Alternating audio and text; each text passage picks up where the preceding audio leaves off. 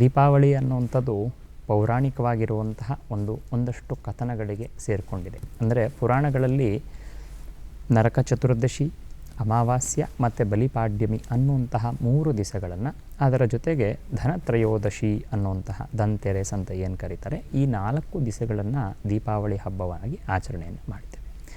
ಇದರಲ್ಲಿ ನಮಗೆ ಗೊತ್ತಿರುವಂಥ ರೀತಿ ಪುರಾಣದಲ್ಲಿ ಕಥೆ ಅನ್ನುವಂಥದ್ದು, ಅದರ ಜೊತೆಗೆ ಆಧ್ಯಾತ್ಮಿಕವಾಗಿರುವಂತಹ, ಅಂದರೆ ಜೀವನದಲ್ಲಿ ಮನುಷ್ಯ ಆಧ್ಯಾತ್ಮಿಕವಾಗಿ ಬೆಳೀಲಿಕ್ಕೆ ಇರುವಂತಹ ದಿನಗಳಾಗಿ ಇದನ್ನು ಋಷಿಗಳು ಗಮನವನ್ನು ಇಟ್ಕೊಂಡು, ಅದರ ಜೊತೆಗೆ ಸಾಂಸ್ಕೃತಿಕವಾಗಿ ಎಲ್ಲರಿಗೂ ಬೇಕಾಗುವಂತಹ ರೀತಿಯಲ್ಲಿ ಈ ಹಬ್ಬವನ್ನು ಆಚರಣೆಯನ್ನು ಮಾಡಿದ್ದಾಯಿತು ಅಂತಂದರೆ ಮಾನಸಿಕವಾಗಿ, ದೈಹಿಕವಾಗಿ ಮತ್ತು ಒಂದು ರೀತಿ ಆಧ್ಯಾತ್ಮಿಕವಾಗಿ ಬೆಳವಣಿಗೆಯನ್ನು ಹೊಂದಲಿಕ್ಕೆ ಈ ದಿನಗಳನ್ನು ಗಮನವಿಟ್ಟು ಪರಿಶೀಲನೆಯನ್ನು ಮಾಡಿ ನಮಗೆ ಹಬ್ಬವಾಗಿ ಅದನ್ನು ತಂದುಕೊಟ್ಟಿದ್ದಾರೆ. ಇದು ಒಂದೇ ಹಬ್ಬ ಅಲ್ಲ, ಭಾರತದ ಪ್ರತಿಯೊಂದು ಹಬ್ಬ ಹರಿದಿನಗಳು ಕೂಡ ಈ 3 ರೀತಿಯಾಗಿರುವಂತಹ ಒಂದು ಪ್ರಯೋಜನಗಳನ್ನು ಉಳ್ಳಂಥದ್ದು ಅಂತ ಹೇಳಿದ್ರೆ ತಪ್ಪಾಗಲಿಕ್ಕಿಲ್ಲ.